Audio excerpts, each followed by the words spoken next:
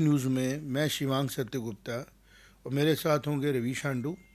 जम्मू कश्मीर में पॉलिटिकल गर्मी बढ़ गई है और चूँकि हम जम्मू से आते हैं और जम्मू में हमारा एक मीडिया हाउस है अर्थ न्यूज़ के नाम से, और उसमें हमारे पास इंफॉर्मेशंस भी आती रहती हैं, पीटीआई की खबरें भी आती हैं और लोकल जो आम लोगों के अंदर फीलिंग होती है उसके बारे में भी अपडेटेड रहते हैं। तो रवि, जिस तरीके से हम देख रहे हैं, उमर अब्दुल्ला साहब ने पिछले 2 दिन में कंट्रोवर्शियल 2 बयान दिए। एक, उन्होंने एक्यूज़ किया कि करोड़ों रुपया दिया जा रहा है एनसी के एमएलएस को और उनको तोड़ने की कोशिश की जा रही है, जिसके बारे में बीजेपी के स्पोक्स पर्सन पठानिया साहब प्रॉपरली एक प्रेस कॉन्फ्रेंस भी करते हैं और कह रहे हैं हम डिफेमेशन का केस भी प्लान करेंगे, या जो एक सिटिंग चीफ मिनिस्टर के तहत जो भी हमारी धाराएं हैं जिनके अंडर इतने बड़े करप्शन को उन्होंने छुपा दिया। बेसिकली उन्होंने ठीक है पोचिंग ऑफ एमएलएस की बात हुई और उसके ऊपर त्रिपाठी जी ने भी सेंटर में उसके रिलेटेड बात की। उसके रिलेटेड एक चीज़ मैं और देख रहा हूँ, जैसे आज इन्होंने स्टेटहुड के बारे में कहा कि क्या शायद हमें ट्रंप के पास जाना पड़े।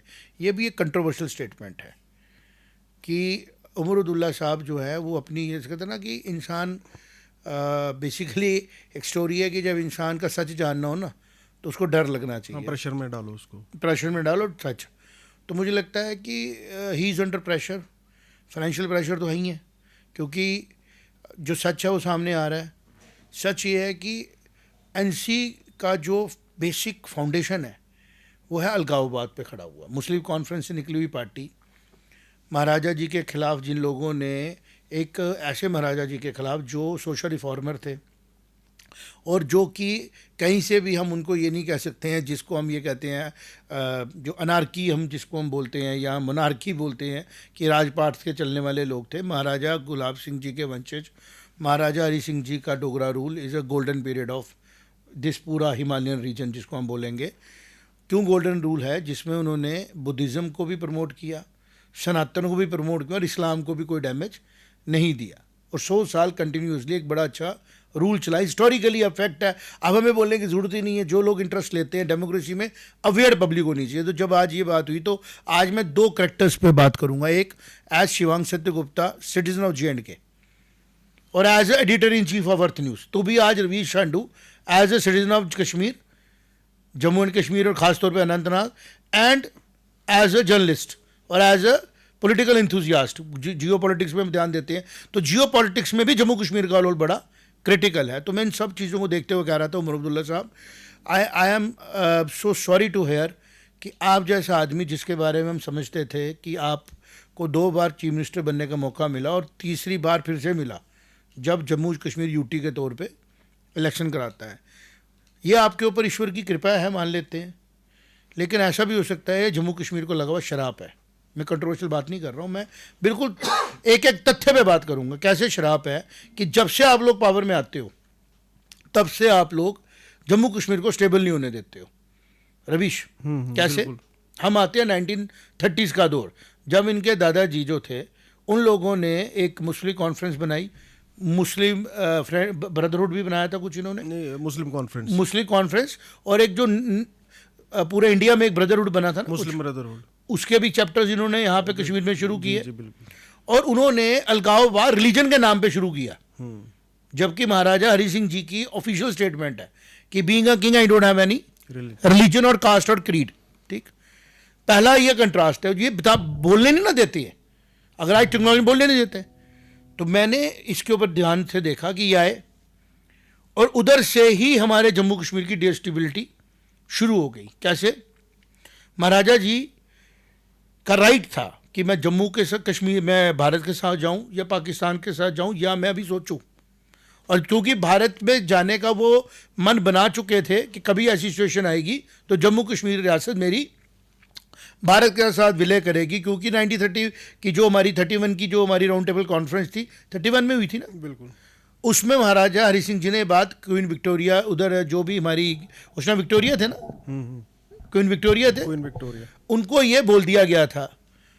और उस वजह से कॉन्स्पिरेसी शुरू हो गई थी जियो पॉलिटिकली, क्योंकि ब्रिटेन की लड़ाई थी रशियन एम्पायर के साथ और अफगानिस्तान के रूट के थ्रू हम कनेक्ट हो रहे थे। गिलगित बल्तिस्तान के थ्रू, JNK के थ्रू, और वो लेने की साजिशें भी चलाई गई थी जो गिलगित स्काउट्स बनाए गए थे। सारी चीज़ें तो इफेक्ट्स में।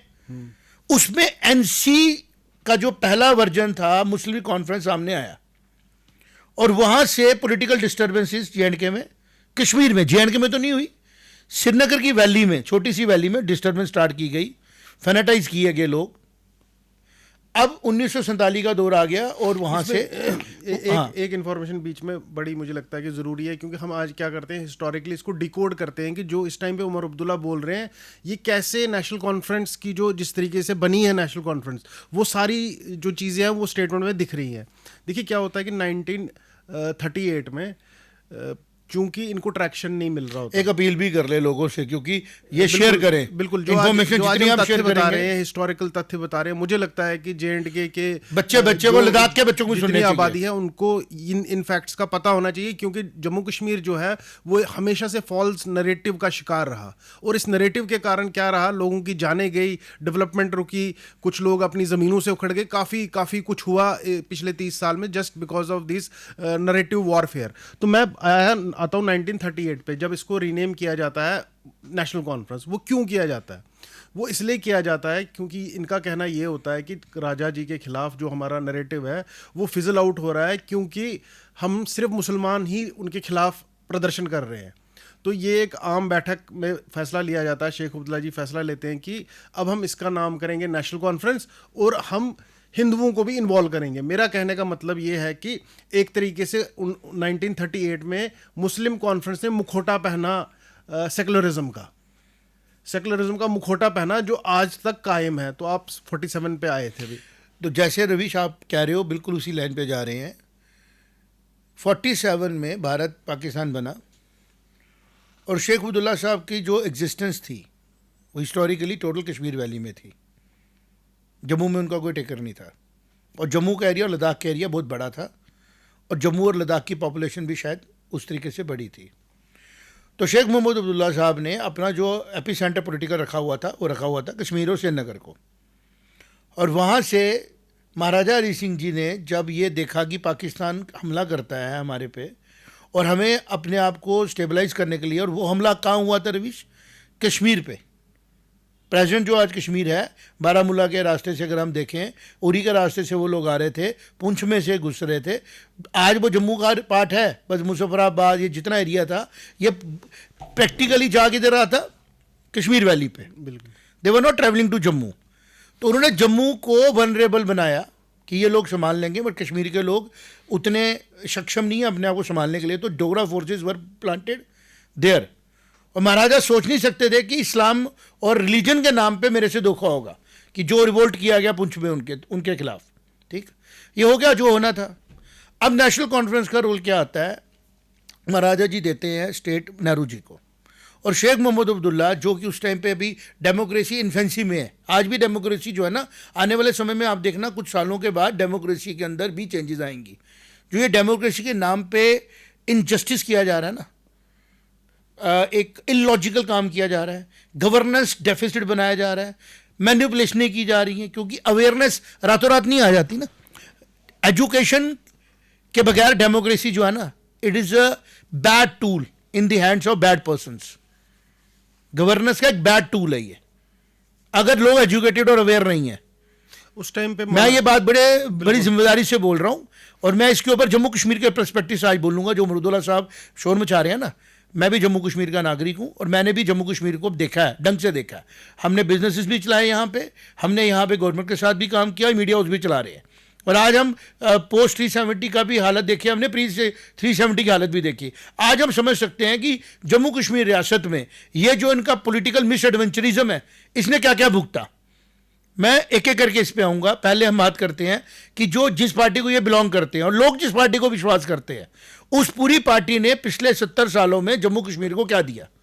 सबसे पहले उन्होंने दिया अलगाववाद, सबसे पहले दिया कि नहीं दिया? बिल्कुल। लेकिन फिर भी जब इन्होंने बात की नेहरू जी के साथ मिलके, किनके खिलाफ की? जो फाउंडर्स ऑफ द टेरिटरी हैं, जिन्होंने एक टेरिटरी फाउंड की, उनको इज्जत देनी चाहिए थी, उनको गाली देनी चाहिए थी।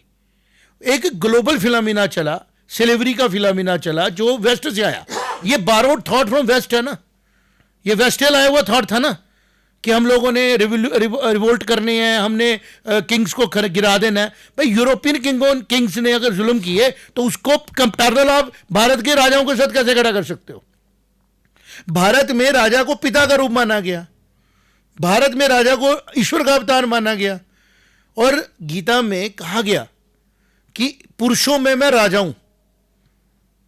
कब? जब ईश्वर अवतार लेते हैं तो पुरुषों में कौन होते हैं? वो जो उसको राजा मानते हैं, और वो पिता होता है प्रजा का। अब एक नई मॉडल आ रहा था गवर्नमेंट चलाने का, उस नए मॉडल में नेहरू जी को भी स्पेस मिल गई, और शेख अब्दुल्ला साहब को भी लगा कि मैं भी मोबिलाइज करता हूं और इस चीज में अपने आप को स्टैब्लिश करता हूं, और उनको वो कामयाबी मिल गई।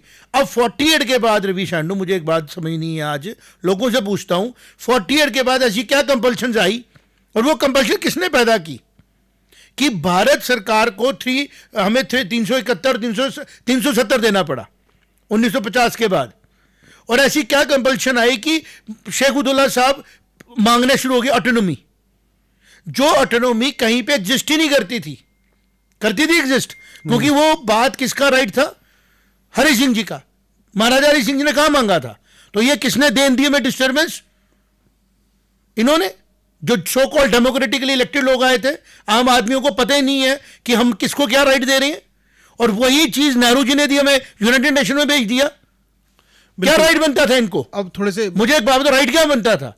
इलेक्शन फर्स्ट जिन लोगों ने कराई मिलके सेंटर के साथ उस टाइम की, अपनी पर्सनल रिलेशंस की वजह से, और एक पूरे दो पूरी सबसे मेहनत एक्सरसाइज, जो लोग सबसे ज्यादा ताकतवर थे जम्मू कश्मीर के अंदर, जिनके पास जिसको रिसोर्सेज थे, लद्दाख में पूरा एरिया था 70,000 के लगभग के स्क्वायर किलोमीटर का, 32,000 स्क्वायर किलोमीटर का एरिया लगभग जम्मू डिवीजन में था, और 15,000 स्क्वायर किलोमीटर एरिया ने मैनिपुलेट किया और अपने पर्सनल रिलेशनशिप को एक्सप्लोर करके पूरी के पूरी एक, जिसको बोलते हैं ना, एक नॉर्दर्न फ्रंटियर है जो हमारा हिमालयन, उसको चोक करके रख दिया। यही हुआ, बिल्कुल यही हुआ। और उसके बाद नेहरू जी को समझ आया तो उन्होंने इसको अरेस्ट किया, इनके दादाजी को 75 तक अरेस्ट करके रखा। मैं थोड़ा सा मैं चाहता हूं कि आज हम बात मुमरुदुल्लाह साहब को वो जवाब दें जो स्टेटहुड के मांग रहे हैं ना, इनको जस्टिस करना पड़ेगा स्टेटहुड के बात के ऊपर। बिल्कुल, मैं अब जम्मू चुप नहीं रहेगा इनकी बातें सुनने के लिए। अब इसमें एक दो चीजें और हमने देखा कि 38 में कैसे क्यों उन्होंने नाम चेंज किया। एक इन्होंने झूठा नकाब पहना कि हम सेक्युलर हैं, लेकिन असली मंशा कुछ और थी। अब देखिए रिमार्केबल चीज क्या होती है, ये वैसे सेकुलर है जैसे पाकिस्तान सेकुलर में आया, और आसिम मुनीर ने पाकिस्तान की 73-74 साल की आजादी के बाद बोला कि भैया हम तो इस्लामिक रिपब्लिक हैं, और जो यहाँ पे मिनॉरिटीज आई हम उनको मैनेज कर देंगे। हिंदू क्लिंजी हो गए पूरे पाकिस्तान से। तो तुझे क्या लग रहा है कि ये जो कश्मीर में करना चाहते थे उन्होंने वो 91 में कर दिया? क्या डिफरेंस हुआ? आगे बात करो। बिल्कुल, देखिए 1947 में जब 26 अक्टूबर 1947 को जब जो ट्रीटी ऑफ एक्सेशन है वो साइन होती है, उसके बाद केयर टेकर गवर्नमेंट में प्राइम मिनिस्टर बनाया जाता है शेख अब्दुल्ला को। क्यों चीफ मिनिस्टर को नहीं बनाया गया? मैं एक बार एक चीज बोलूंगा, लेकिन वो इलेक्टेड नहीं थे, डेमोक्रेटिकली इलेक्टेड नहीं थे। हाँ, वो भी अगर वो बोलते हैं कि महाराजा जी मोनार्क थे, वो भी उसी तरीके से एस्टैब्लिश हुए। अब होता क्या है, सेकुलरिज्म की वो पहली मिसाल पेश करते हैं, पहला ऑर्डर वो निकालते हैं जब वो अभी असली इलेक्टेड भी नहीं थे, जस्ट क्योंकि नेहरू जी के फ्रेंड थे, उन्होंने नॉमिनेटेड थे। वो कश्मीरी पंडित जो दूसरे धर्म के थे उनकी ज़मीनें छीन के जो अपने धर्म के लोग हैं उनमें बांट देते हैं। ये पहला स्टेप होता है। उसके बाद रिमार्केबल आपको फैक्ट्स बताऊंगा, सिर्फ मैं कोई नरेटिव नहीं बना रहा, मैं बताऊंगा हुआ क्या क्या था।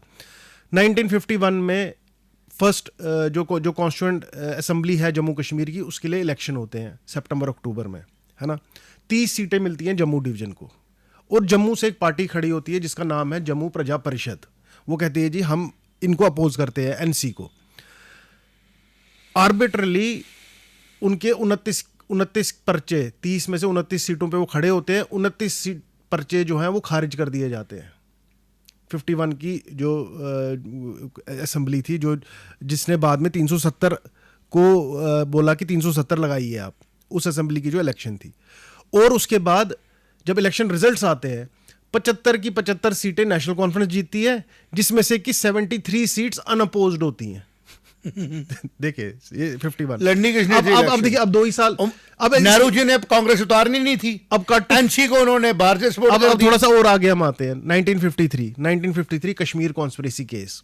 नेहरू जी की मित्रता और घनिष्ठ होती जाती है इनके साथ, अभी तक भी वो असली में और वो तो वाजे मार रहे थे गुलमर्ग अभी से तक वो भेजो इधर हाँ खोजो। हाँ मैं वही बता उसी पे आ रहा हूँ मैं कि उनकी अभी तक सरकार जो है वो इलेक्टेड नहीं होती है, अभी तक उन्होंने कोई इलेक्शन नहीं जीता था। 56 में पहला इलेक्शन होता है सरकार के लिए, ये कॉन्स्टिट्यूंट असेंबली का इलेक्शन था। उनको 52 में यूएन भेजा जाता है, वहाँ पर वो यूएस के जो वहाँ पर डिप्लोमेट होते हैं यूएन में उनसे मिलते हैं, उनकी कुछ बातचीत होती है उनसे। और जो लोग इसको जानते हैं, किताबों में भी बहुत लोगों ने लिखा कि उनकी बात हुई कि मैं यहाँ से लोग लेके गुलमर्ग की तरफ आऊँगा, आप वहाँ से आइए, हम आपकी 52nd स्टेट बनेंगे। ये कश्मीर कॉन्स्पिरेसी केस। तभी वो आज बोल रहा है कि बिल्कुल देखिए जुड़ रही है कि हम जाएंगे सारी बातें जुड़ रही है कि वो मिसाइलें मार रहा है तो उधर लाओ। मैं तो कह रहा हूँ इस बात के लिए बड़ी एजेंसियों को अलर्ट होना पड़ेगा कि व्हाट उमर सेड। बिल्कुल। और उसके बाद उनको अरेस्ट किया जाता है जब नेहरू जी को धक्का लगता है कि जी ये तो धोखा कर दिया, मेरी पीठ में छुरा घोंप दिया। उसके बाद दोबारा नेहरू जी और जो शेख अब्दुल्ला है उनकी दोस्ती नहीं होती है, क्योंकि 75 तक जो इंदिरा गांधी के होने तक उनको अरेस्ट रखा जाता है। अब इसके बाद रिमार्केबल, वो जब बाहर आते हैं तो काफ़ी बुजुर्ग होते हैं, 84 में उनकी मृत्यु हो जाती है। उनके पुत्र आते हैं, सुपुत्र जो थे वो कि मतलब जिसको बोलते हैं ब्रैट, मतलब कि एकदम पैसा खूब है और अयाश टाइप के, मतलब एकदम। फारूक अब्दुल्ला जी हमारे डॉक्टर्स भी थे, वो कहीं से उनकी डॉक्टरी के भी बारे में हमने सुना है।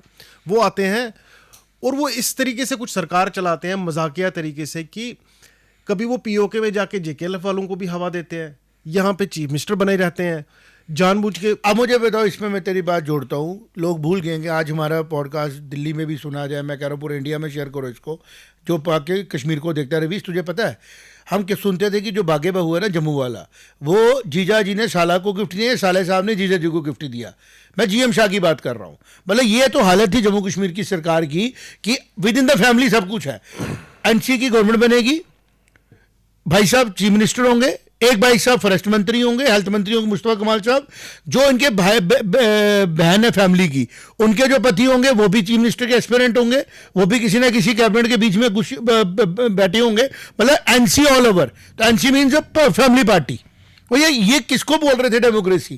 था कहाँ पे डेमोक्रेसी? जम्मू कश्मीर में तो कभी डेमोक्रेसी हमें महाराजा जी के बाद मिली नहीं। आज चूंकि जम्मू ने अपनी बात करना शुरू की, पॉलिटिकल अवेयरनेस आई, जितना पताड़ा गया फाइनेंशियली जम्मू को, उतना किसी को नहीं पताड़ा गया। जितना लद्दाख को पताड़ा गया उतना किसी को नहीं पताड़ा गया। मैं बड़ा कॉन्फिडेंटली बता रहा हूं, और ये बात अगर आज नहीं बोलूंगा तो मुझे भी मेरी धरती माफ नहीं करेगी। महाराजा हरि सिंह जी ने जो रियासत जम्मू कश्मीर के लोगों के समेत भारत के हवाले की, और जो भारत का ही पार्ट था, खाली अंग्रेजों की वजह से हम लोग उनसे परे थे, क्योंकि अंग्रेजों का पार्ट हम नहीं थे। We were not part of British India, लेकिन we are part of India. We are basically India ना, हम तो इंडिया के बीच में ही है। कैलाश मानसरोवर भारत की पहचान है, वो जम्मू कश्मीर का हमारी रियासत का पार्ट था। मेरा ये कहना है कि जिस तरीके के हालात आज बने हैं उसके ऊपर बात करनी जरूरी है। इधर से एक डिसिडेंट आदमी जिसकी सारी चीजें क्रेडिबिलिटी क्वेश्चनेबल है, वो है सोनम वांगचुक। वो बैठा हुआ है जंतर मंतर में कॉकरोचों के साथ, सो कॉल्ड एजुकेशन की बात करता है। मैं कहता हूँ टाइम टेबल लेके बैठ, मेरे से बताता हूँ 30 साल से टाइम टेबल बना रहा हूँ रवीश। 40% वाले बच्चों को उठा के हमने लद्दाख के कोने कोनों से ना, हमने आज वो डॉक्टर इंजीनियर बन के दफ्तरों में बैठे हैं। इनकी तरह हमने डिसिडेंट्स नहीं बनाए। जम्मू कश्मीर के अंदर भी एनसी ने इतने वर्कर नहीं क्रिएट किए होंगे जितने हम लोगों ने बच्चे अपने हाथों से तैयार करके कहीं बिठाए, और एक एक बच्चे के साथ मेहनत की है यार। आज जो पॉलिटिकल हाथ में देख रहा हूं, मुझे लग रहा है कि आज उमर अब्दुल्ला साहब को पहले 12 साल का हिसाब देना चाहिए जब वो चीफ मिनिस्टर है। मैं कह रहा था सबसे वर्स्ट गवर्नमेंट्स की अगर हम बात करें, सबसे वर्स्ट गवर्नमेंट्स की अगर बात करें, उमर अब्दुल्ला साहब और राहुल गांधी जी बस फास्ट फ्रेंड थे। ताराचंद सिंह हमारे डिप्टी चीफ मिनिस्टर थे, और एक गवर्नमेंट कैसे चल रही थी तुम सोच भी नहीं सकते हो। हमारे यहाँ के सारे एजुकेशन के प्रोसेसेस बंद किए गए। बीएड और ईटीटी करने यहाँ लोग आते थे, वो स्कैम हो गए सारे के सारे। एजुकेशन इंफ्रास्ट्रक्चर खराब हो गया, क्योंकि जम्मू को मिल रहा था उसमें आज ज़्यादा कश्मीर बच्चे जाते नहीं थे। उड़ गया पूरा का पूरा सेटअप। जो लोग जुड़े होंगे वो जाके देख लें क्या हुआ। उसके बाद में आहिस्ता आहिस्ता आहिस्ता आहिस्ता पत्थरबाजी शुरू हो गई। तुझे याद होगा जब ये उमर अब्दुल्ला साहब चीफ मिनिस्टर थे, मगर रोज पत्थर चल रहा है। पैलेट गन्स लाओ, ये लाओ। मतलब एक एरिया जो लोग टूरिज्म का वेट कर रहे हैं, जो लोग बच्चों को पढ़ाना चाहते हैं, आपने उनको एक ऐसे डरा के रखा कि वो लोग, उनको लगा पता नहीं क्या डर है, ऑटोनॉमी लाएंगे, कभी कोई सपा लाएंगे। और जम्मू तो हमारे साथ है, ये तो बेचारा गरीब आदमी है, इसलिए किसको हम 2 ठेके दे देंगे, शराब की 2 दुकानें दे देंगे, ये नारे लगाएंगे हमारे बारे में। This is the perception of Jammu. और हमारे कुछ बदनसीब जम्मू के लोग थे जो इस चीज को लेकर एग्री भी रहे, जो इस बार भी हुआ। उमरुद्दौला साहब को ये पता होना चाहिए, वो जम्मू नहीं रहा हुआ पुराना। आपको बीजेपी जवाब नहीं देगी, हमें बीजेपी के साथ कोई, मैं नॉन पॉलिटिकली बात कर रहा हूं। आप मुझे एक बात का जवाब दे दो कि आप लोग जहां पे स्टेट क्यों मांग रहे हो आज की डेट में, क्योंकि आपको इक्वालिटी देनी पड़ रही है, आपको ठीक होते हुए दिख रहे हैं। आप सीधी बात है यार, करप्शन करना मुश्किल हो रही है, करप्शन करना मुश्किल हो रही है, फेवरेटिज्म करना मुश्किल हो रही है। और एक और बात मैं तेरे को बताऊं, हमें 1947 में रेस्क्यू किसने किया? जम्मू कश्मीर को और लद्दाख को 1947 में किसने बचाया? सेंटर ने। नेहरू साहब की मजबूरी थी, पटेल साहब बैठे हुए थे, अफसर थोड़ी कुछ, कुर्सी थोड़ी कुछ करती है, it is to be done by the chair, chair करती है। प्राइम मिनिस्टर ऑफ इंडिया को करनी थी कॉल, होम मिनिस्टर को जवाब देना था। इसी तरह जब दूसरी बार यहां पे अटैक होता है 1965 में, हु सेव्ड अस? 1971 की लड़ाई हुई बांग्लादेश के फ्रंट पे, बट अटैक किस पे होता है? जम्मू कश्मीर पे, हु सेव्ड अस? उसके बाद जब यहां प्रॉक्सी वार शुरू होती है, हु सेव्ड अस? सेंटर। उसके बाद यहां 1989 के बाद पूरी टेररिज्म शुरू होता है, हु सेव्ड अस? सेंटर। तो भारत की सरकार, भारत के लोग, भारत की पूरी जनता जम्मू कश्मीर के लोगों को बचा रही है। और आज ये कह रहे हैं जी, जम्मू कश्मीर की जनता कह रही है कि हमें भारत के लोगों की सपोर्ट की जरूरत नहीं है, हमें अपनी जो है इंडिपेंडेंट, पहले आप जो भाई, हम आपकी स्टेट थे 1947 से 48 से लेके कंटिन्यूअसली एनसी की सरकारें बनी यहां पे। ऐसा क्या किया आपने कि आप स्टेबल ही नहीं कर पाए? हमें डेवलपमेंट आपसे नहीं हुई, ग्रोथ आपसे नहीं हुई। और जो लोग आपके कैबिनेटों में थे, जो लोग आपके साथ चलते थे, उन लोगों के घर और उनकी जमीनें एंड तक पहुंच गई। आपकी भी बेतहाशा ग्रोथ हुई फाइनेंशियली। मतलब before Sheikh Mohammadullah was made prime minister, क्या प्रॉपर्टी स्टेटमेंट थी उनकी? 0, बहुत गरीब लोग। और जिस दिन वो प्राइम मिनिस्टर से हटे, लंदन में प्रॉपर्टीज आ गई, बाहर दुनिया जहान की चीजें बन गई, तो ये अपने आप कहां से बन गई भाई? कितना टैक्स पे किया आपने? आपने कौन सी काश्तकारी की हुई थी जो आपको लैंड टू टिलर में आपको भी मिल गया कुछ सामान? From where you accumulated wealth? From where the wealth is accumulated by the people, those who were in power in Jammu and Kashmir? It is to be asked. क्यों नहीं पूछा जाएगा इनसे? और आज मेरा सवाल ये है कि अगर आप स्टेट मांग रहे हो, तो आप कश्मीर के लिए स्टेट मांग रहे हो, श्रीनगर वैली के लिए, या आप जम्मू के लिए भी कोई मांग रहे हो? अगर जम्मू, पहले हमें बताओ, आप अपनी जो नई स्टेट आपको मिलेगी उसमें जम्मू का रोल क्या होगा?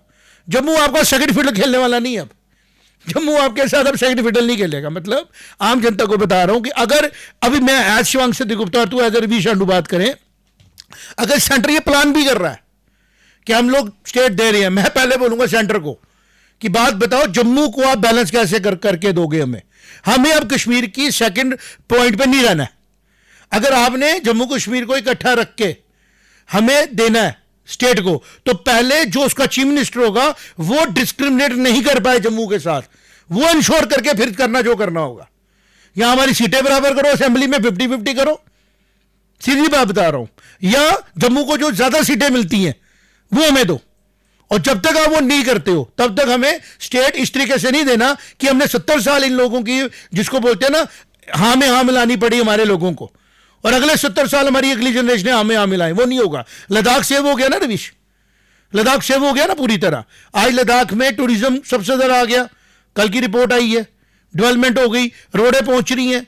आज कश्मीर को अगर फिर से जम्मू मिल गया ना गोदी में बिठा के, तो मैं ये गारंटी देता हूं कि जम्मू कश्मीर के अंदर, और जम्मू के अंदर खास तौर पे, हम लोगों को माफ नहीं किया जाएगा जो आज इस पोजीशन में है, जो बोल सकते थे। बिल्कुल, आपने देखिए बिल्कुल सही पॉइंट बोला। प्रॉब्लम का जड़ जो है, देखिए इस टाइम पे अगर देखा जाए, जब से यूटी बनी है, नंबर्स की बात करूंगा मैं, जो ऑपरेशन सिंदूर जिस बात पे हुआ, पहलगाम के हत्याकांड पे, वैसे हत्याकांड हमने बहुत सारे देखे।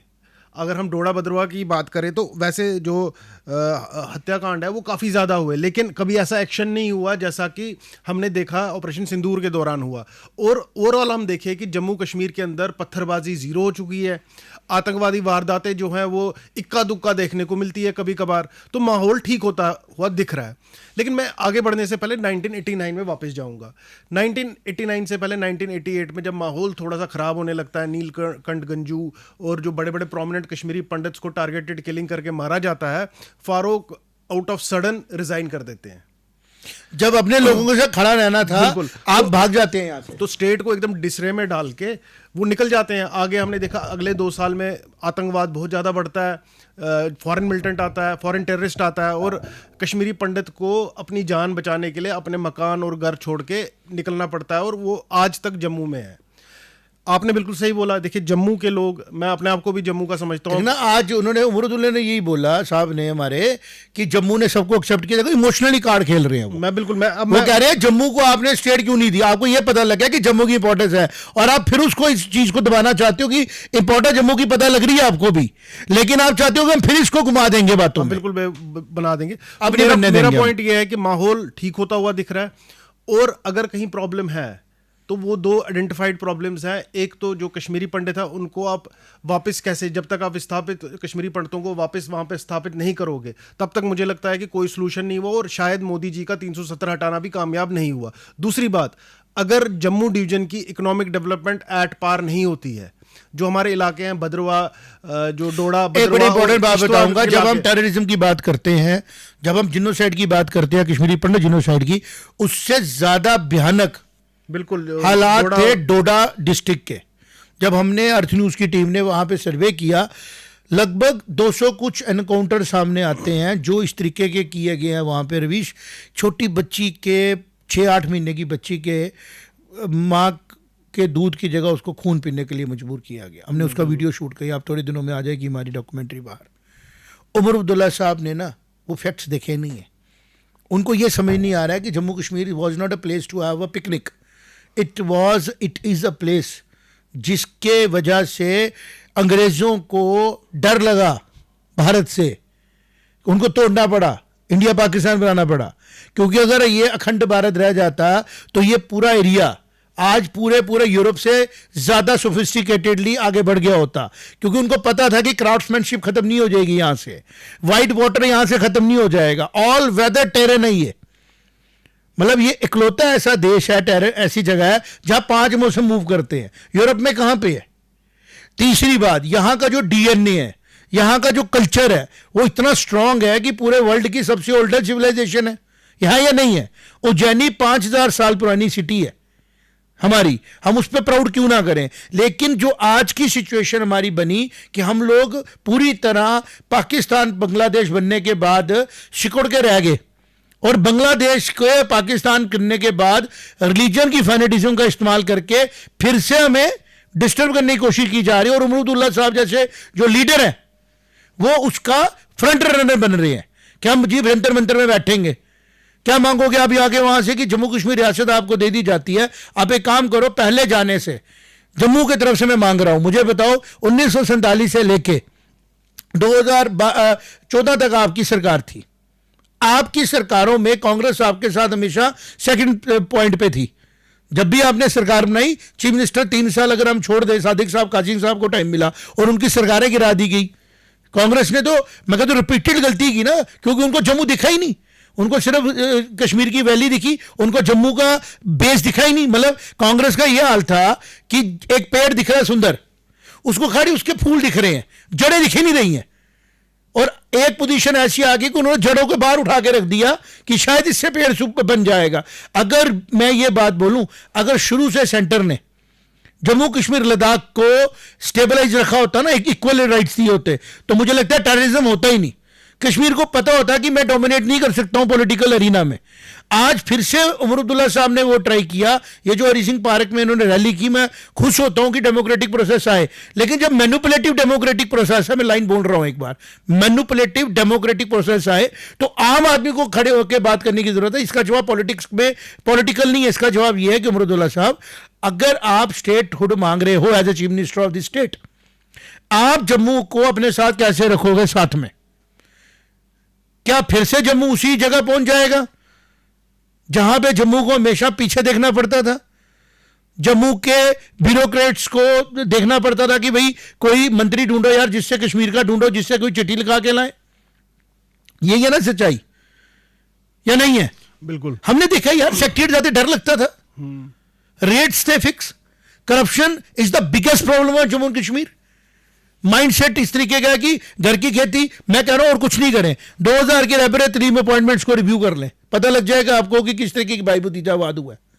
जो लोग एनसी के वर्कर्स थे ना, मेरे को एक तराल की स्टोरी याद है कि जो नारे लगाते थे तो उनको और किसी डिपार्टमेंट में लगा नहीं सकते, चलो ये मास्टर लगाओ इसको, और फिर वो हेडमास्टर रिटायर होते थे।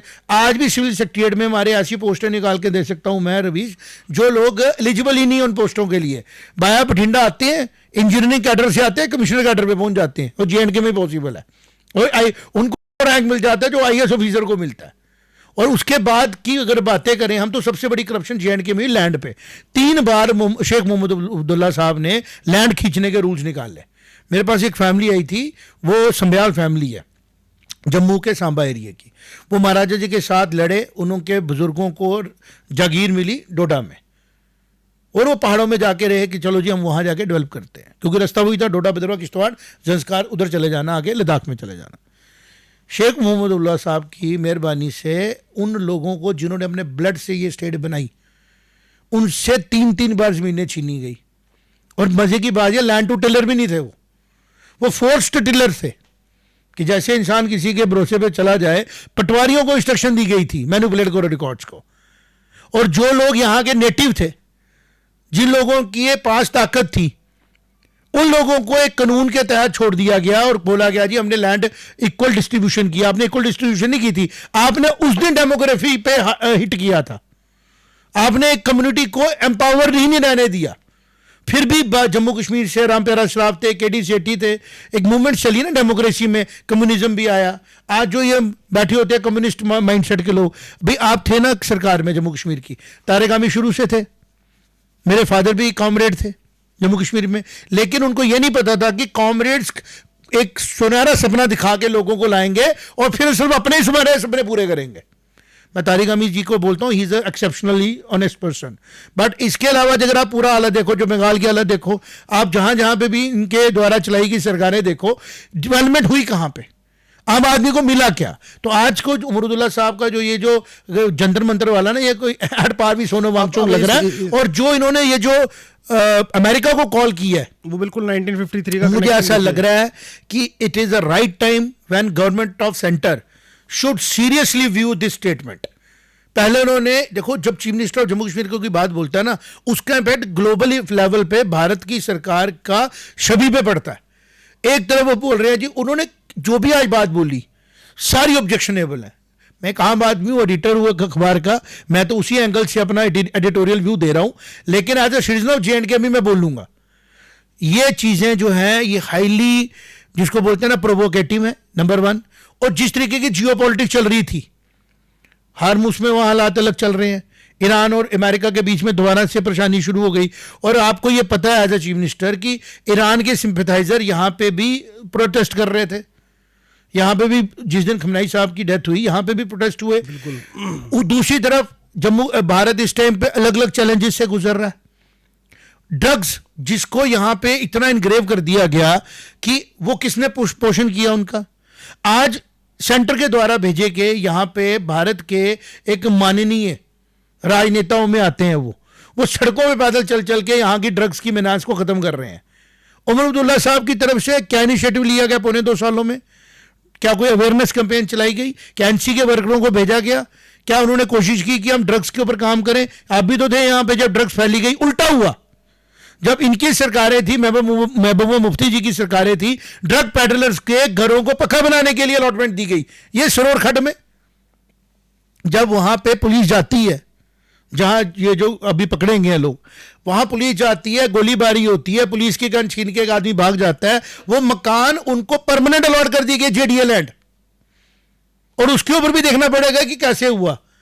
तो जहां पे इस तरीके के हालात हैं, वहां के चीफ मिनिस्टर को स्टेट मांगने से पहले एक वाइट पेपर देना चाहिए कि मैं जम्मू को क्या दूंगा, बिल्कुल मैं जम्मू की पेरिफेरी के लोगों को क्या दूंगा, मैं जो लोग नॉन फेनेटाइज्ड है, जो एक्चुअल में जम्मू हमारा हर एक कम्युनिटी को साथ लेके चलने वाला है, क्योंकि हम महाराजा हरि सिंह के फॉलोअर हैं, उन्होंने बोला था हमारा कोई रिलीजन नहीं है एज अ किंग, तो हम भी उनमें फेथ करते हैं कि जम्मू का मतलब है हिंदू मुस्लिम सिख ईसाई सब बराबर हैं। लेकिन कश्मीर रवि ऐसा नहीं सोचता है। जो कश्मीर पिछले 30 साल में फैनेटाइज किया गया पाकिस्तान की मोटिवेशन के द्वारा, वो लार्जली ऐसा नहीं सोचता है। और सबसे खास बात, उसकी पॉलिटिकल साइड क्लास ऐसा नहीं सोचती है।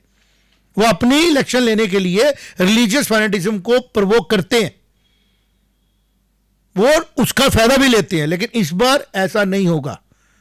सेंटर को जब तक जम्मू कश्मीर का मॉडल जस्टिफाइड नहीं मिलता है, तब तक सेंटर जल्दबाजी में अगर कोई फैसला लेता है तो इस बार जम्मू से कॉल आएगी। बिल्कुल। और यह कॉल दूसरी तरफ भी जा सकती है, जो हम नहीं चाहते। हम महाराजा जी को फॉलो करने वाले लोग हैं, क्योंकि उसी तरीके से गुलाब सिंह जी की तरीके से ये स्टेट बनी थी कि हम तो मैं चाहता हूं एक बार फिर से उसी तरीके से हमारी स्टेट इकट्ठी हो, जम्मू कश्मीर लद्दाख गिलगित बल्तिस्तान अक्साई चीन पीओजे के सारा वापस आए और हम इधर भारत का झंडा लेके खड़े हो। जो महाराजा हरि सिंह जी का एक साइन है उसकी पूरी ऑनर हो एक्सेशन के बाद, जिसको फोर्सफुली जंग में हमने दे दिया, चाइना को जाने दिया, अब इसकी नई दौर चल पड़ा। तो उसको ठीक करने के लिए पहले कहीं ग्रिप तो करना है ना। अभी 5-6 साल पहले 370 टूटने के बाद तो आइडेंटिटी क्लियर हुई है, आम आदमी संभलना शुरू हुआ है। अभी करप्शन पे काम करना है, अभी गवर्नेंस मॉडल्स पे काम करना है। और ये लोग जो हैं एक पॉलिटिकल नई डिस्टर्बेंस क्रिएट करने की कोशिश कर रहे हैं। उससे बेटर है कि ये गवर्नेंस की बात करें, ये लेके जाए होम में कि सर ये कुछ मॉडिफिकेशन हमें कर दो। एक्ट में ये चर्चाएं करें कि कैसे हम लोगों ने अपनी डेवलपमेंट को स्टेबलाइज करना है, कैसे हमने अपने लोगों को आगे लेके जाना है। जो 70 साल से एक पीछे प्रॉब्लम में गुजर रहे थे, उनकी इनको फिक्र ही नहीं है। ये सिर्फ फिक्र कर रहे हैं कि किसी तरीके से सारी ताकतें में मिले, फिर हम वही सिस्टम वापस चलाएं जो हमने आज तक चलाया है। तो before they do anything they must come clear and then only other things should be talked. You just also add to these things कि अब ये छोटी बात नहीं है। अब हम लोगों को इमोशनली ब्लैकमेल नहीं होने देंगे। एनसी और उमर अब्दुल्ला जी के लिए भी एक न्यूज़ होगी कि जो कुछ कश्मीरी पंडित संगठन है, पनुन कश्मीर, रूट्स इन कश्मीर जैसे संगठन है, इन्होंने भी मैसिव काउंटर प्रोटेस्ट की घोषणा की है 20 जुलाई को कि ये भी जंतर मंतर पे आएंगे और ये सरकार से ये बोलेंगे कि कोई भी स्टेप उठाने से पहले आप हमारे बारे में बताइए कि हमें क्या करना है। जम्मू भी पूछ रहा है। अब देखिए, मैं तो जम्मू की सारी पॉलिटिकल पार्टीज को बोलूंगा जिनका बेस जम्मू में है, खासतौर पे बीजेपी का। हाँ, उनको भी काउंटर। लेकिन मैं चाहता हूं कि बीजेपी हो, एनसीओ, कांग्रेस हो, जम्मू कश्मीर को साथ लेकर चलने की बात अगर करें तो बीजेपी की भी उधर यूनिट है कश्मीर में, वो उनसे वार्तालाप करें। कश्मीर वाले एनसी जम्मू में आके बात करें, बड़ी अच्छी बात है। लेकिन सब पॉलिटिकल पार्टीज में जो आदमी जो सोच जम्मू को इक्वल राइट्स देके खुश नहीं है, उसको इस बार जीतने नहीं दिया जा सकता। और यह बात हमारे कश्मीर के भाइयों को भी समझनी पड़ेगी कि आंखें खोल के देखें। कश्मीर की बहनों को भी सोचनी पड़ेगी, आंखें खोल के देखें कि जम्मू कश्मीर जब इकट्ठा था लद्दाख के साथ तो कितनी डिस्क्रिमिनेशन लद्दाख के साथ हुई। और जब वो जम्मू कश्मीर लद्दाख की कंपैरिजन करेंगे, उनको पता लगेगा कि जम्मू के साथ भी डिस्क्रिमिनेशन ही हुई है, इंस्टीट्यूशनल डिस्क्रिमिनेशन भी हुई है, सिचुएशनल भी हुई है, पॉलिटिकल भी हुई है। और सब जगह पे नुकसान किसने उठाया है? जम्मू में पैदा होने वाले हर एक नागरिक ने, चाहे हिंदू मुस्लिम सिख ईसाई कोई भी था। कारण क्या था कि सेंटर सिर्फ दिखता ही सेंटर को क्या था, कश्मीर वैली। कभी किसी ने ध्यान ही नहीं दिया कि यार जम्मू कश्मीर में जम्मू पहले आता है और लद्दाख का नाम ही नहीं है। और जबकि लद्दाख कह रही है 70,000 स्क्वायर किलोमीटर है, तो जिसका नाम ही नहीं आ रहा है नाम के अंदर। क्योंकि जब हमारी स्टैंप दिखती है महाराजा हरि सिंह जी की, उसमें लिखा था महाराजा दिराजा अधिराज जम्मू कश्मीर लद्दाख व तिब्बत आदि देश। लेकिन 47 के बाद जम्मू कश्मीर लद्दाख तिब्बत की बाद में से जम्मू कश्मीर रह गया, लद्दाख तिब्बत आदि देश खत्म हो गया। बिल्कुल। और आज 2026 में मुर्दुल्ला साहब जब ये कहते हैं कि क्या जम्मू का डिस्क्रिमिनेशन नहीं है, भाई साहब जम्मू को भी स्टेट चाहिए, लेकिन जैसी स्टेट हम मांग रहे हैं वैसी नहीं चाहिए। क्योंकि सेंटर फिर हमारा प्रोटेक्टर है जो हमेशा प्रोटेक्ट करने आता है। आपसे मैं कोई उम्मीद नहीं है। व्हाट डू यू से? बिल्कुल। देखिए, मैं फिर वही 1990 की बात करूंगा। 19 जनवरी 1990 की बात हमें सब याद है, सबको याद है। अब वो दिन क्यों आया? क्योंकि जब माहौल इतना गर्म था, 18 जनवरी 1990 को वो रिज़ाइन कर देते हैं। जो मैं रेजिग्नेशन की बात पे था कि फारूक अब्दुल्ला अचानक से रिज़ाइन करते हैं और वो 19 जनवरी की रात जो है आगे हो जाती है। तो मेरा उमर अब्दुल्ला जी से ये कहना है कि जो सारा माहौल ख़राब किया है, ये देखिए आप स्टोरी 1953 से शुरू होके आज आप तक पहुंची है। अगर आज ये चीज़ सुधर रही है, अगर आज माहौल सुधर रहा है, अगर आज पीओजेके वाले बोल रहे हैं जी नहीं हम पीछे रह गए, हमको भी साथ ले लो, बोल रहे हैं वो इसी तरीके से बोल रहे हैं, तो आप इसको गलत तरीके से मत लीजिए। क्रिएट करते हैं, हमारा काम है पीओजेके में प्रोटेस्ट होना, पाकिस्तान के हालात ख़राब होना, और इसके बीच में उमर अब्दुल्ला साहब का इस तरीके से एक्टिवेट हो जाना। ये तो पाकिस्तान के हक की बात है ना, अभी इस टाइम वो चाहते हैं कि इधर भी प्रोटेस्ट हो। नहीं, हम तो ये कह रहे थे कि जो कोई डीप स्टेट्स होती हैं, कोई और चीज़ें होती हैं, क्या वो इतनी ताकतवर होती हैं कि सिटिंग चीफ मिनिस्टर को भी दिमाग में बात डाल दें? देखिए वो तो नहीं कर पाएंगे, लेकिन मुझे लगता है जो आगे पीछे एडवाइजर होते हैं, क्या पता किसकी क्या लॉबी है, क्या मसला है। लेकिन उमर अब्दुल्ला जी जो है वो मुझे बड़े पसंद थे, काफी समझदार है। पर्सन मैं बोलूं, मैं पर्सनल एडमायर करता था, क्योंकि मैंने ये सेक्रेटरीट में सुना था जब इनका पहला टर्नओवर आया, सीधी बात करते हैं, स्टेट बात करते हैं, जो नहीं हो सकता वो नहीं हो सकता, और एक डिफरेंट टाइप के लीडर है। लेकिन जो इस बार का स्टैंड मैं देख रहा हूँ कि भाई मेरे लोगों को 20 करोड़ के लिए बोला गया, नाम लो फिर आप, ये आपका स्टाइल नहीं है। इनसे मुझे आज की डेट में उमर अब्दुल्ला साहब से ट्रांसपेरेंट फारूक अब्दुल्ला साहब दिख रहे हैं। वो ज़रा ट्रांसपेरेंसी से बात कर रहे थे, लेकिन वो जो बात बोल रहे थे दिल और मुंह पे एक ही बात है। आज उमर अब्दुल्ला साहब मुझे एक ज़्यादा मैच्योर मैनेजमेंट करने वाले, और एक जिसको हम बोलते हैं ना कि श्रूअर पॉलिटिशियन ज़्यादा दिख रहे हैं, बजाय इसके कि एक लीडरशिप वाले पॉलिटिशियन जो जम्मू की इमोशनल टच को एक जिसको बोलते हैं ना एक बुना रहे हैं।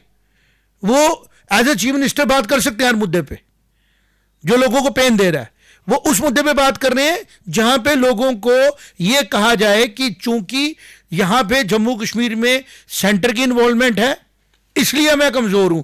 तो मैं ये इसलिए जवाब दे रहा हूं कि जनाब जब आपकी सेंटर की इन्वॉल्वमेंट नहीं थी तब आप क्यों कमजोर थे? तब आपने दिल्ली में पक्के क्यों नहीं किए? जब 2012 में आप आए थे तब आप क्यों डिसीजन नहीं ले रहे थे? तब आप 1953 की वाली पोजीशन पे क्यों बात कर रहे थे? जब पत्थरबाजी वहां हो रही तब आप कहां थे? जब गिलानी जी के यहां पे सारे लोग एडजस्ट हो रहे थे आपके डिपार्टमेंटों में, चीफ मिनिस्टर तो आप ही थे, आप तब एंटी नेशनल को सपोर्ट कैसे कर रहे थे? तब आप कहां थे? ये बात तो बड़ी सीरियस है। तो आज चूंकि सेंटर यहां पे एक्टिवेटेड है, कोई भी डिस्क्रिमिनेशन होने लगेगी तो कहीं ना कहीं एलजी साहब के पास अपील जाएगी, उसका जवाब आ जाएगा।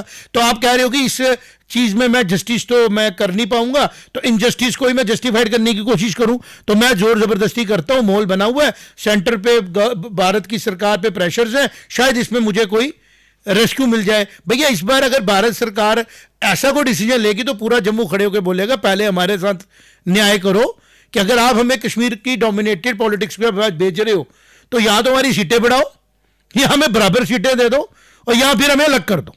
बिल्कुल, देखिए जस्टिस जो है वो सबका होना बहुत ज़रूरी है, और मैंने जिस तरीके से बात करनी चाहिए कि जिन्होंने इनजस्टिस किया वही दिखाना चाहते हैं कि हमको जस्टिस की ज़रूरत है, और जिनके साथ इनजस्टिस हुआ जम्मू रीजन के साथ, जब जम्मू प्रजा परिषद की सारे के सारे पर्चे खारिज किए जाते हैं, उस दिन से 1951 से जम्मू के साथ जो भेदभाव है उसकी शुरुआत हुई, और उसका पिनैकल भी हमने देखा 2015, 16, 17, जब बिल्कुल ही लिस्टें ऐसी आती थी कि जम्मू के नाम नदारत होते थे। तो इनजस्टिस जो हुआ है वो किसी और के साथ हुआ है, और जिन्होंने इनजस्टिस किया है वो आज के दिन दिखा रहे हैं। बात करेंगे कि भाई हम दो और मुद्दों की जो बड़े इंपॉर्टेंट है, क्योंकि हम लोग आज संडे का शाम का दिन है, अमरनाथ यात्रा को लेकर भी जो पूरा एक नेशनल मीडिया में मैं देख रहा हूँ, मुझे लगता है काफ़ी पेड मीडिया हाउसेस भी होंगे जो बार बार एक चीज़ इस्टेब्लिश करना चाहते हैं कि अमरनाथ की जो ये पिलग्रिमेज है, जो ये यात्रा है, अमरनाथ की जो ये तीर्थ स्थान है, हिंदुओं का तीर्थ स्थान है, शिवाइट्स का तीर्थ स्थान है, इसकी महिमा सिर्फ उस वहाँ पे जो शिवलिंग प्रकट होता है उसकी वजह से है। तो हम लोग जैसे सीरीज़ कर रहे हैं अमरनाथ के ऊपर, हम ये अवेयरनेस और ये ज्ञान जो हमें थोड़ा बहुत ईश्वर की तरफ से हुआ हम शेयर करना चाहेंगे। जो लोग इस पे बारे में जानना चाहते हैं कि अमरनाथ जी की जो ये गुफा है, अमरनाथ जी की जो ये स्थान है, ये भगवान शिव शंकर का आदि काल से पूजे जाने वाला स्थान है। इस स्थान की महिमा उस एक इवेंट से है और उससे भी बियॉन्ड है कि भगवान शिव ने इसको क्यों चुना उस कमर कथा को सुनाने के लिए। ये बड़ी बात है ना, जहाँ पे कोई चीज़ अच्छी हुई होती है वहाँ पे स्मारक बनते हैं। तो वो जो अमर कथा की सुनाने वाली जगह है जहाँ माँ पार्वती को शिवजी भगवान जी बैठे और उन्होंने अमर कथा का ज्ञान माता पार्वती को दिया, और जाते हुए उन्होंने रास्ते में अपने चिन्ह छोड़े वो जगह पूरे भारत को, पूरे विश्व के हिंदुओं के लिए एक पूजनीय स्थान है, जिसको सिकुड़ते सिकुड़ते इन्होंने सिर्फ 40-45 दिनों तक का एक नैरेटिव बना के रख दिया कि भाई शिवलिंग पैदा प्रकट हुआ, यात्रा की बात करो, प्रकट होके ख़त्म हो गया, यात्रा ख़त्म होगी। ये ख़त्म है, ये गलत है। ये यात्रा दिन रात चल सकती है, यहाँ पे लोग जब जाएं जा सकते हैं। जो मौसम की वहाँ पे एक अरेंजमेंट करना है वो तो सरकारों का काम है, बट जो ये चलाया जा रहा है बाबा बर्फानी जी, जो ये हमें आहत हो रहा है। और मैं देखूंगा कि क्या किसी वकील से बात करूंगा, जो ये मजाक बनाया जा रहा है कुछ यूट्यूबर्स के द्वारा, कुछ इंस्टाग्राम हैंडल्स के द्वारा, मैं इनके पीछे जाके समझना चाहता हूँ। ये हो सकता है एक बड़ी साजिश हो, क्योंकि जब कोई सच सामने आने लगता है ना, तो जिन लोगों ने फायदा उठाया होता है ना, वो डर जाते हैं। तो जो उनको कई साल लगे डेमोग्राफी को खराब करने की, वैली की, उसमें शायद उनको लग रहा है कि यहाँ पे पूरे भारत से हिंदू कम्युनिटी के लोग आ रहे हैं, तो यहाँ पॉलिटिकल जो है, जो हमने मोनोपोली बनाई हुई है कि यहाँ के लोगों को डरा के रखा कि क्योंकि आपने में वोट डाला है क्योंकि आप मुस्लिम हो, हम चाहे डेवलपमेंट देना दें, आप हमें वोट डालो क्योंकि आप मुस्लिम हो। ऐसे लोग आ जाएंगे, आप हमें वोट डालो, हम हिंदू हो, आप हिंदू हो। गलत है। डेमोक्रेसी में आप वोट इसलिए डालो क्योंकि जो पार्टी आपसे वोट मांग रही है वो आपके हक की बात कर रही है, डेवलपमेंट की बात कर रही है, आपको जस्टिस देने के लिए किसी और के साथ जस्टिस नहीं कर रही है। जो आज की डेट में हम देख रहे हैं कि मैरिट की कंसिडरेशन ही नहीं है, बर्थ की कंसिडरेशन है। तो जो डिस्क्रिमिनेशन अगर आप कहते हो हुई है आप किसी कम्युनिटी के साथ, आज वो किसी और कम्युनिटी के साथ आप कर रहे हो, तो इनजस्टिस का जवाब इनजस्टिस नहीं ना होता है, इनजस्टिस का जवाब जस्टिस होता है। वो आपने सोचना कैसे करोगे। तो अमरनाथ की जो गुफा है उसके अंदर पूजा वैसी होनी चाहिए जैसे भारत के सारे तीर्थ स्थानों पे होती है। और ये जो आज इस बार भगवान जी ने कहा है कि आप बर्फ को लेके अगर चलते हो तो बर्फ मेरा रूप नहीं है, आप बर्फ के उस रूप में मुझे देखते हो। मैं तो आदि काल से यहां पे प्रेजेंट हूं। आप आंखें बंद करके बैठो, आप गुफा में बैठो, मेरे दर्शन करने आओ, किसने मना किया आपको। तो भारत की सरकार को और जो हमारे साधु समाज हैं, जो हमारे इस चीज़ के साथ एक्टिवली काम करते हैं, उनको चाहिए इसके बारे में बात करें।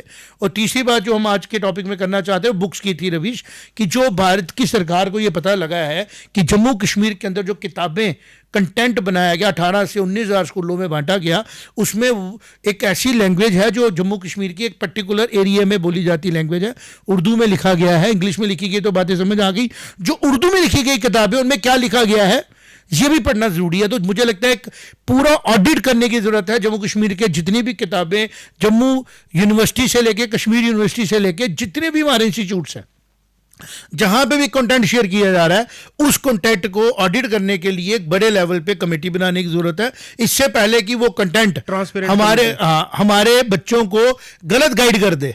और जो पॉलिटिकली जो उसको बोलते हैं ना मैनिपुलेटिव माइंड्स हैं, वो उस मैनिपुलेशन से भारत की सिक्योरिटी और सोवरेनिटी के लिए खतरा पैदा कर दे। एक बहुत बड़ा ऑडिट करने की जरूरत है और उसके आगे पब्लिकेशन को उसी शक्ति से लिया जाए जिस तरीके से अखबारें ली जाती है।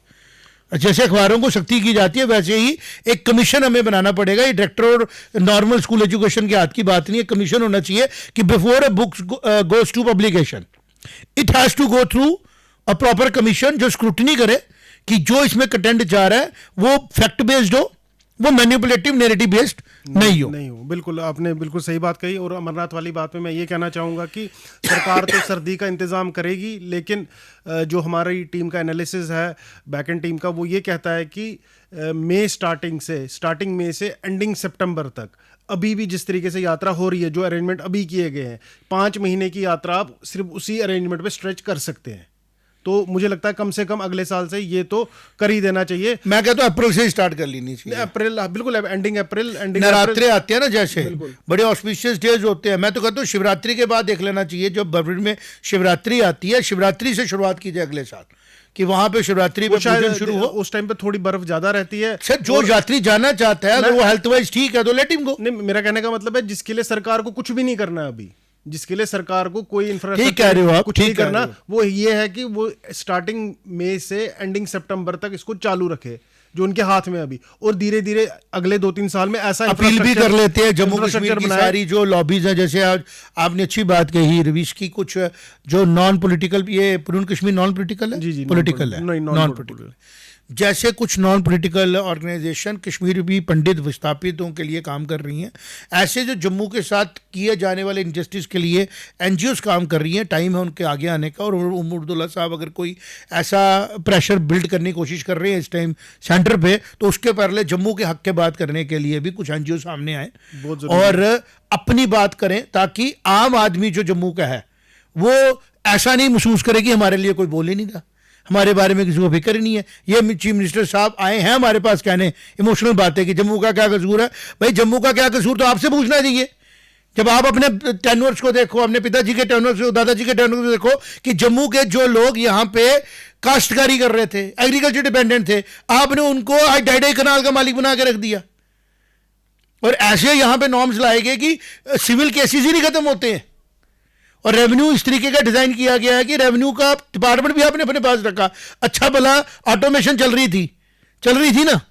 इलेक्शन जब से ये यूटी इलेक्शन ये सरकार बनी है, उस ऑटोमेशन की स्टोरी का क्या हुआ वही देखना पड़ेगा कि रेवेन्यू जिस जगह का आपने डिस्टर्ब रख दिया उस जगह के अंदर डेवलपमेंट कैसी होगी।